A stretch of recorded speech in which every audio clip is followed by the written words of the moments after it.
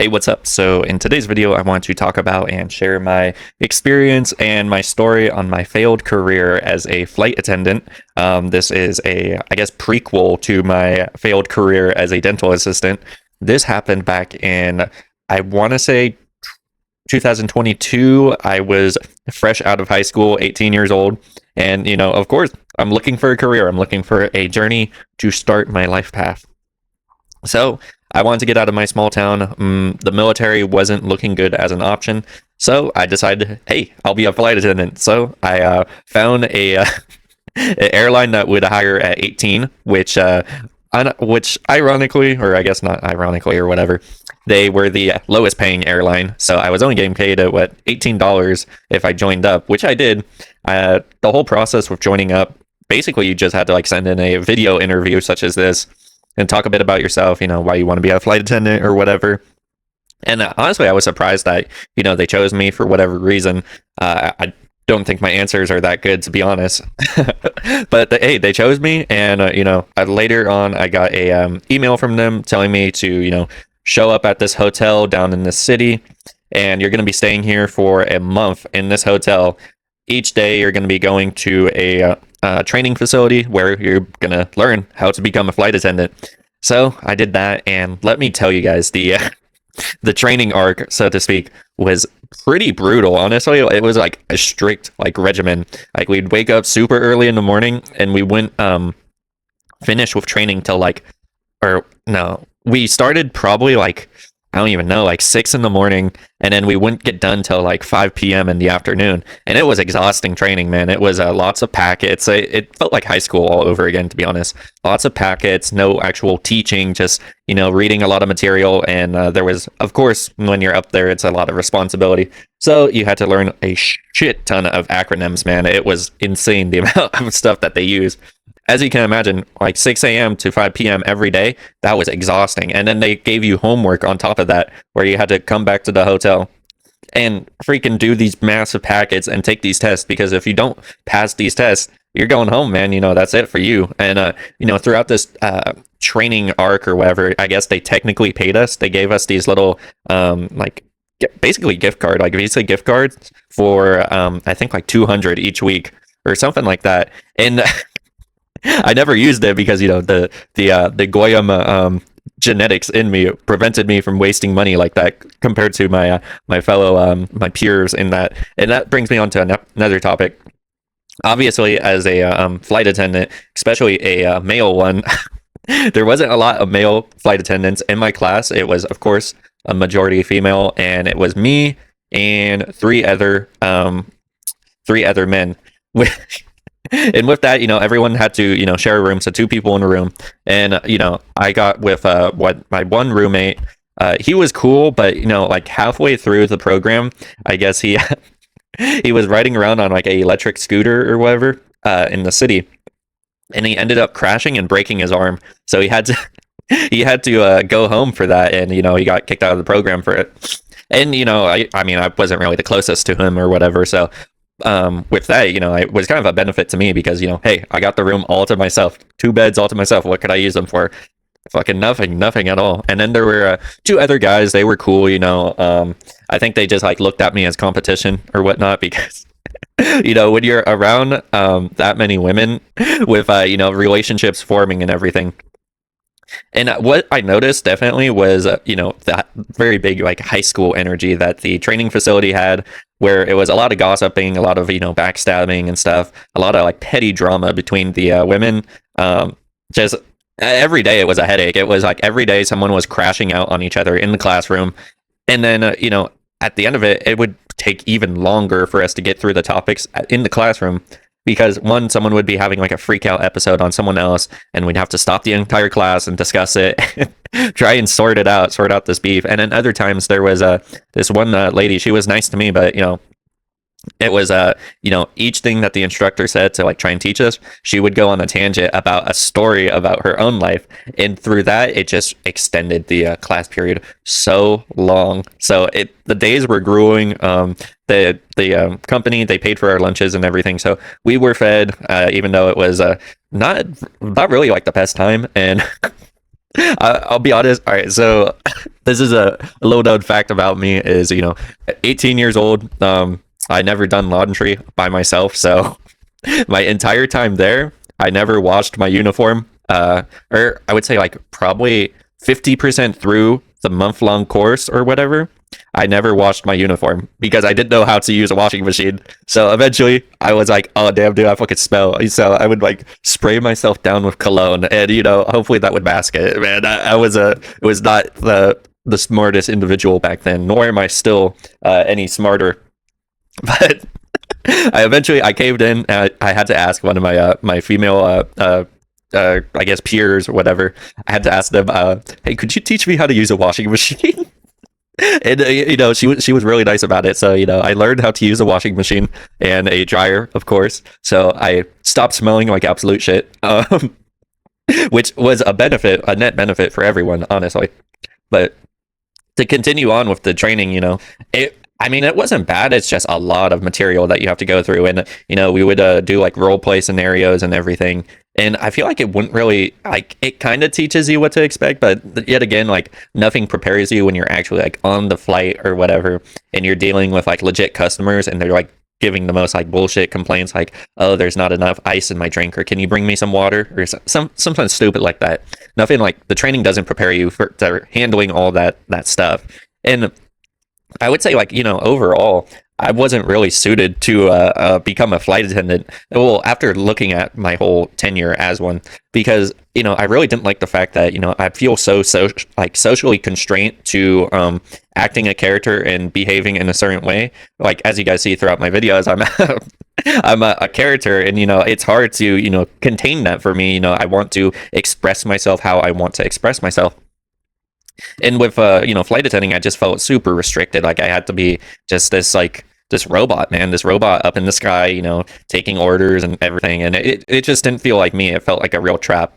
So to continue on with the training through it, the eventful things that happened outside of, you know, the women fighting amongst each other, you know, the men were chilling. There was no drama or nothing with that. One thing that did almost happen, which was pretty cool, was I did end up going on my first ever date with a woman, which was one of my fellow peers at the flight attendant academy or whatever you call it. Well, I guess. Oh, all right. She asked me to go to dinner with her, and I was like, "Oh shoot!" I'm like this chud, this incel. I don't know what I'm doing, so I text her back. I'm like, "Oh sure, yeah, I'm down for that." And you know, I'm trying to be all suave with it, but you know, of course, I don't know what I'm doing, man. This is my first time ever like going on a air quotes date. So you know, I'm complimenting her. You know, I pay for the meal and everything. It was mad expensive too, because you know, of course, it's a hotel restaurant and it's by the airport and everything. So I end up paying for the meal, and you know. I made the mistake of telling her, you know, hey, thank you, such and such, for this date tonight. And the look of shock from her face was kind of funny. That I guess she didn't think of it as a date. So when I said that, she was just like, oh, you're welcome, and I was like, ooh, yeah, this is not good. So she was really the only girl that showed interest in me at all during the whole month that I was there. And you know, funnily enough, I can't speak. You know, towards the tail end of the academy training at the flight attendant school, month-long process. You know, we finally did it. We finally made to graduation day, and me, I lived in the area, but in another city. So after graduation day happened, and I got my like diploma or whatever, my certificate, a bunch of BS. Immediately, you know, I hopped in the car with my mom, and yeah, we drove home. We drove back to my city, and you know, I had like 2 days to rest, and then I would go to my station or my base or whatever. That I chose my own base, but you know, I made a mistake on that, which I'll get into later. But you know, for 2 days, I had 2 days to rest. Went back to my own city, and then you know, after graduation, like an hour after, everyone else was at the hotel while I was back in my city. Well, that girl that I went on a date with, she had texted me asking what I was doing tonight. So I was like, dang, man. So I told her, you know, I left. I'm back in my hometown. You know, I'm bare chilling. And then she just said, okay. And then you know, the brutal thing later, I found out from the other two dudes, you know, she slept with one of the other guys. And the sudden realization was like, dude, I could have lost my virginity that day. And she was really attractive too. And she was super nice to me and everything. So I think that was definitely a really big missed opportunity for me. I could have lost my virginity that day, but I had to shut it up and go back home, which I don't regret because it was chill. I got to see my dog and everything before I left. But fast forward 2 days, I go to the I can't speak. I go to the major airport, and me and the entire class that I was with, the remaining ones who didn't drop out and graduated with me, we were all there. We all reunited at the airport terminal, and then we all went off on our separate ways to actually get some training done with a legitimate flight attendant, like get taken under their wing and practice in real life scenarios.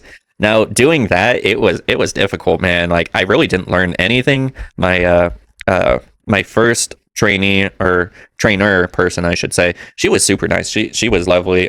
She taught me a decent amount of stuff, but we didn't get to put it in practice because when we got on the or when we got our plane, I guess our plane was kind of malfunctioning. Like fucking panels were dropping down from the ceiling, I remember, and there was like a whole bunch of like technical issues with the plane, and we were in God, I can't even remember. Oh, Bloomington, Illinois. We were in Bloomington, Illinois, and, the plane was having a bunch of problems, so we kept on getting delayed and delayed.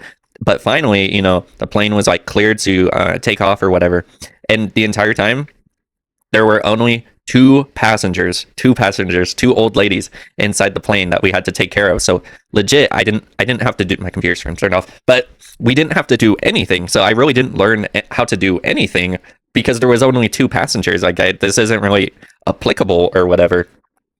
So she kind of just rated my experience of, or tested my training or whatever, and she ended up passing me, which was cool, but I really didn't know what I was doing or what I was getting into fully. And then after that, I got passed along to my next trainer, which I did not like her. She was not nice to me whatsoever. She was pretty like verbally abusive. But the main thing with this second trainer is I had to learn how to like properly close the plane doors and stuff after people have got boarded on the plane. And then once the plane landed, I had to learn how to properly open the door so everything's like secure and all that. But with that experience, it was just really not fun at all. The trainer lady, she was really mean to me. I didn't enjoy it at all. All the passengers, they were nice to me, but it was just like a mess, dude, because I wasn't confident in what I was doing or what I had been taught to do, because I'm just in over my head at this point. And so, everyone else is, nice to me, but it's just like, this is a lot, dude. This is a lot for an 18-year-old. And I end up passing it, but, I still come out of it not confident at what I'm doing or, how to, move as a flight attendant or whatnot. So after I complete my training, or my second round training with the second mean flight attendant lady, I'm finally full-fledged flight attendant, and I got based at the location that I chose, which was pretty a bad move on my part, which I think severely definitely hindered my ability as a flight attendant to grow. Is I chose to base at Louisville, Kentucky.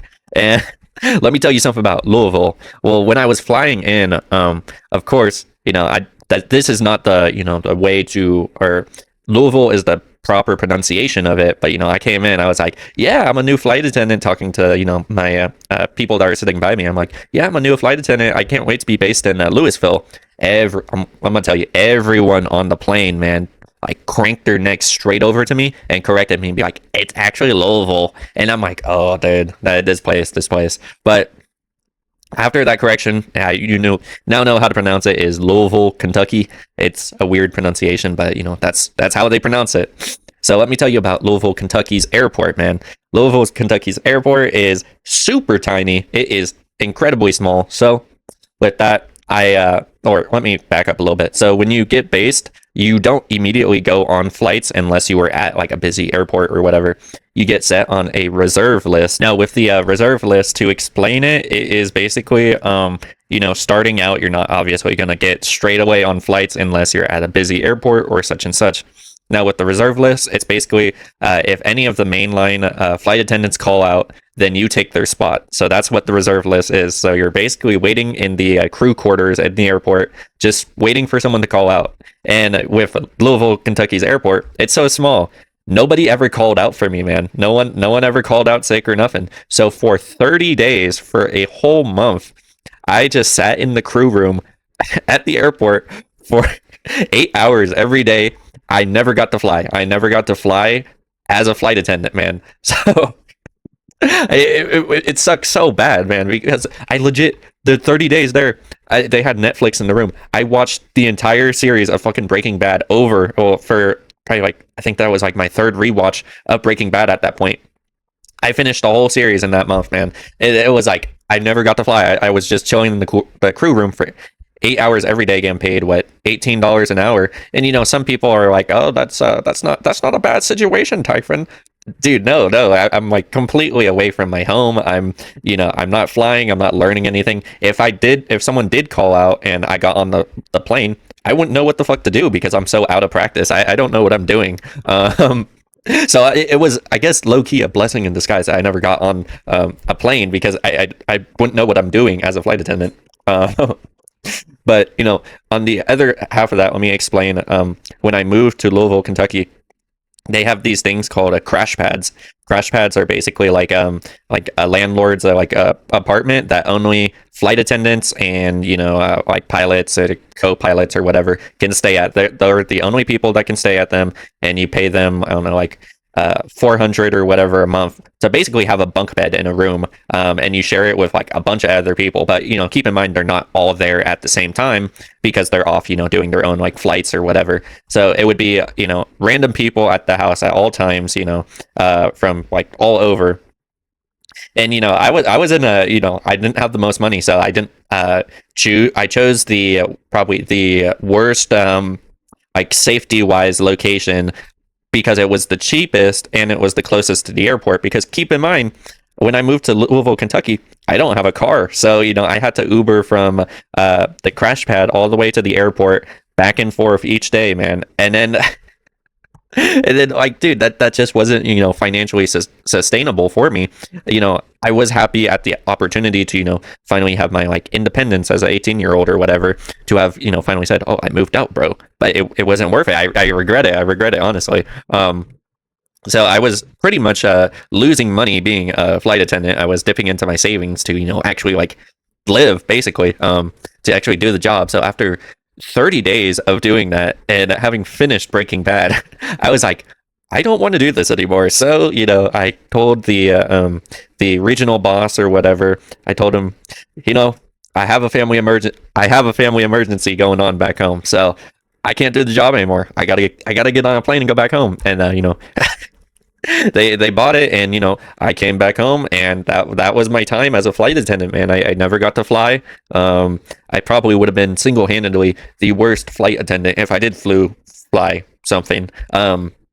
But yeah, that was my failed career path as a flight attendant. Now, of course, being 22 now, I could get onto a major airline such as like American or United, which they pay a lot more, but I just don't think flight attending is for me. As I explained, the social constraints and everything, it's just not for me. And like, yeah, I could like force myself to do the job or whatever. Anyone could do that, but it's like my happiness or whatever doing the job would be absolutely miserable. Like, yeah, I'm traveling a bunch of places, but I got no family, I got no roots. I'm just like traveling, this freaking like nomad, which is cool. It's cool, but there's no point in doing all this if you don't come home. You come home to like an empty house full of freaking strangers, like a crash pad. You come home, you fall asleep in your bunk bed, man. Then that's it, bro. And then not to mention, you're not gonna like meet a lot of like solid people that will like stay around in your life because you're constantly moving around. So overall, it was just a bad situation for me, and I'm glad that I got out of it. It was definitely an interesting experience to have tried it. Now, if you are all into that stuff, I encourage you, try it out. Try being a flight attendant. It is interesting to say the least, but it just wasn't for me. So yeah, that's my story on my failed experience, or my failed career path as a flight attendant. Let me know what you guys think. Yeah, that's a video.